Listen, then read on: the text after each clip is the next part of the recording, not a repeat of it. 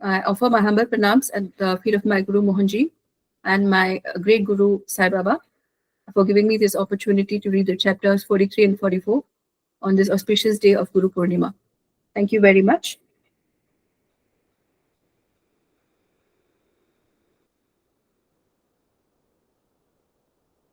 Chapter 43-44 Sai Satcharita. Baba's passing away continued. Preparation. It's a general practice among the Hindus that when a man is about to die, specific religious scriptures are read out to him so that his mind is withdrawn from worldly things and is fixed on God. Thus, his future progress is natural and easy. When the king Parikshit was cursed by the son of a Brahmin rishi and was about to die a week later, the great sage Shuka expounded to him the famous Bhagavad Puran. This practice of is followed even now, and the Gita, Bhagavad, and other sacred books are read out to dying persons. Since Baba was an incarnation of God, he needed no such help. But just to set an example for his people, he followed his practice. When he knew that he was to pass away soon, he ordered a man, Mr. Vaze, to read the Ram Vijaya to him. Mr. Vaze read the book once that week. Then Baba asked him to read the same book again day and night, and he finished the second reading in 3 days. Thus 11 days passed. Then he again read it to Baba for 3 days and was exhausted. So Baba let him go and continued to meditate. He abided in himself and was waiting for the last moment. 2 or 3 days before his death, Baba stopped his morning peregrinations and begging rounds and remained in the masjid. He was still conscious till the end and was advising his devotees not to lose heart. He did not let anybody know the exact time of his departure. Kaka Sahib Dikshit, Bapu Sahib Bhuti, had been dining daily with him in the masjid. That day, the 15th of October, after the Arati, he asked them to go to their houses and have lunch. Yet a few devotees, Lakshmi Bai Shinde, Bagoji Shinde, Bayaji, Lakshman Bala Shimpi, Shama, Nana Sahib Nimonkar did not leave. Shama was sitting on the steps. After giving 9 rupees to Lakshmi Bai Shinde, Baba said that he did not feel well in the masjid and he should be taken to Booty's stone vada, where he would be all right. Saying these last words, he leaned on Bayaji's body and breathed his last. Bagoji noticed that his breathing had stopped and he immediately told Nana Sahib Nimonkar, who was sitting on the steps below. Nana Sahib brought some water and poured into Baba's mouth. It came out. Then he cried out loudly, "Oh Deva!" Baba appeared to open his eyes for a moment and say, "Ah," in a low tone. But it soon became evident that Baba had left his body for good. Placing Baba in Samadhi Mandir, the news of Baba's passing spread away like wildfire in the village of Shirdi, and men, women, and children ran to masjid and began to mourn his loss in various ways. Some cried out loudly, some wallowed in the streets, and some fell down senseless. Tears ran from their eyes, and everyone was smitten with sorrow. Then the question arose, how were they to dispose of Baba's body? Some Muslims said that the body should be interred in an open space with a tomb built over it. Even Kushal Chand and Amir Shakkar shared the opinion. But Ramchand Patil, the village officer, said to the villagers in a firm and determined tone, "Your thought is not acceptable to us. Baba's body should be placed in the Vada." Thus, people were divided in the opinion, and discussion regarding this went on for about 36 hours. On Wednesday morning, Baba appeared in Lakshman Mama Joshi's dreams and, drawing him by his hand, said, "Get up soon. Bapu Sahib thinks I'm dead and so he won't come. You do the worship in the morning aarti." Lakshman Mama was a village astrologer and was Shama's maternal uncle. He was an orthodox Brahmin and worshipped Baba first every morning and then worshipped all the other village deities. He had full faith in Baba. He came that morning with all the puja materials, and despite the protest of the Maulis, Muslim priests, performed the puja and arati with all due formalities and then left. Then at noon, Bapu Sahib Jo came with few others and performed noon arati ceremony as well. Paying due respects to Baba's birth, some villagers decided to place his body in the Vada, started digging the central portion there.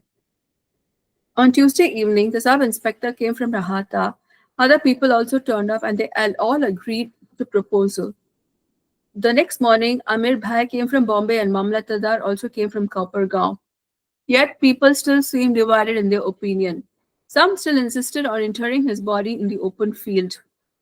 The Mamlatadar therefore took a vote and found that the proposal to use the Vada secured the double the number of votes of the other option.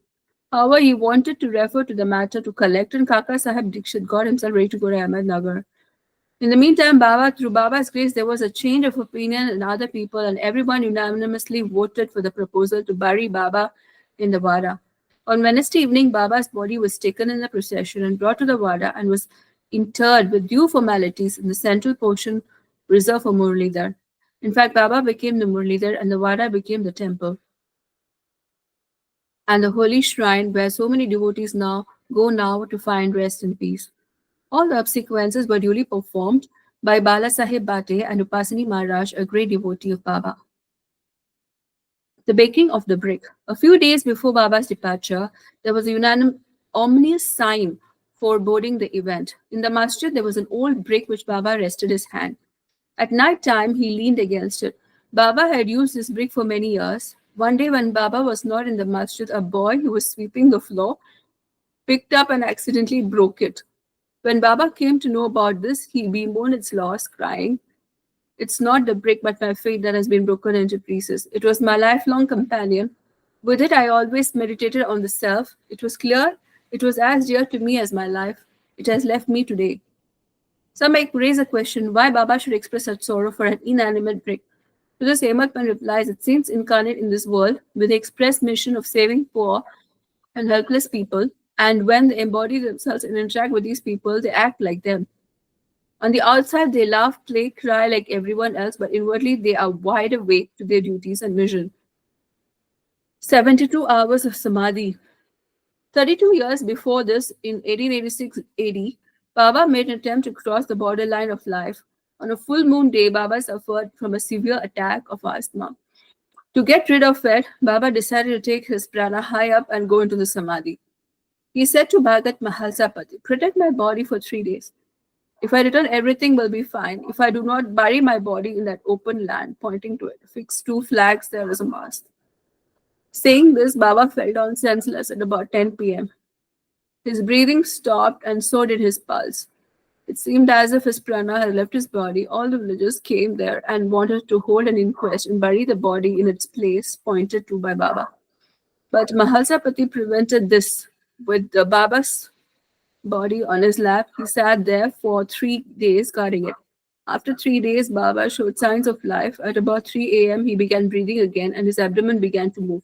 His eyes opened, he stretching his limbs, and Baba returned to life again. From this and other accounts, let readers consider whether Sai Baba was 3.5 cubits body that he occupied, or the self inside it.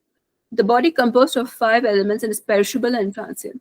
But with the self within isn't. It is the absolute reality which is immortal and non-transient. The consciousness of being or Brahma, the ruler and controller of the senses and mind aside. This pervades all things in the universe and there is no space without it.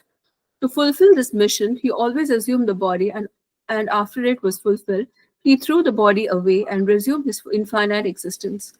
Sai always lives, and as do the previous incarnations of God. His passing away is only an outward aspect, but in reality, he pervades all animate and inanimate things and is their inner controller and ruler. This can be and is even now experienced by many who surrender themselves completely to him and worship him with wholehearted devotion. Though it's not possible for us to see Baba's form now, if we go to Shirdi, we shall find beautiful, lifelike portrait adorning the dark Samadhi Mandir. This was painted by Shamrao Jaikar, a famous artist and well-known devotee of Baba. To an imaginative and devout viewer, this portrait can even today provide satisfaction of seeing Baba's darshan. Though Baba has no physical body now, he lives everywhere and will affect the welfare of his devotees. Saints like Baba never die, although they look like men, they are in fact God.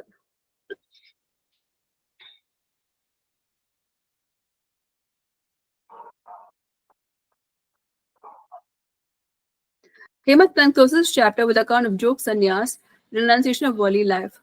Sakharam Hari alias Bapu Saheb Jog was an uncle of the famous Varkari Vishnu Bhav Jog of Pune. After his retirement from the government services, he was supervisor in the PW department in 1909. He came and lived with Shirdi with his wife. He had no children, both husband and wife loved Baba and spent all their time worshipping and serving Baba. After Megha's death, Bapu Sahib performed the daily Aarti ceremony in the masjid and Chavdi till Baba's Mahasamadhi. He was also entrusted the work of reading and explaining the Gnaneshwari and Eknath Bhagavad to the audience in Satiswada. After serving for many years, Dog asked Baba, I have served you for so long, yet my mind is not calm and composed. How is it that my contact with Saint has not improved me?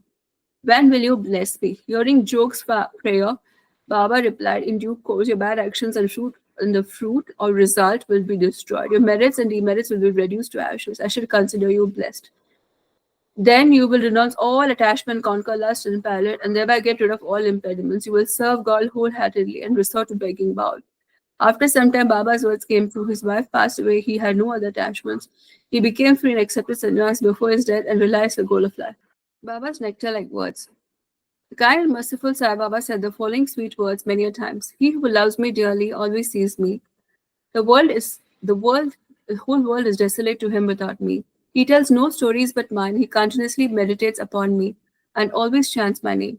I feel indebted to him who surrenders himself completely to me and always remembers me. I shall repay his debt by giving him salvation, self-realization.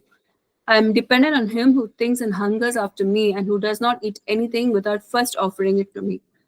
He who thus comes to me becomes one with me, just as a river merges with the sea. So abandon pride and egoism and surrender yourself to me who is seated in your heart.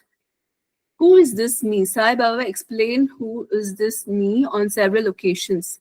He said, you need not go anywhere in search of me. Bearing your name and form, there exists in you as well as in all beings a sense of being or consciousness of existence. That is me. Knowing this, you see me inside yourself as well as in all beings. If you practice this, you will realize all pervasiveness and thus attain oneness with me. Hemant Pant therefore bows down to the readers and requests humbly and lovingly that they should love and respect all gods, saints, and people. As Baba often said, he who carps and cavils at others pierces me in the heart and injures me. But he who suffers and endures pleases me the most. Baba thus pervades all beings and creatures and besets them on all sides. He likes nothing better than love for all beings. Such nectar and pure ambrosia always flowed from Baba's lips. Hemant Pant therefore concludes that those who lovingly sing Baba's fame and those who hear the same with devotion both become one with Sai. Go to Shri Sai, peace be to her. Jai Mohan Ji.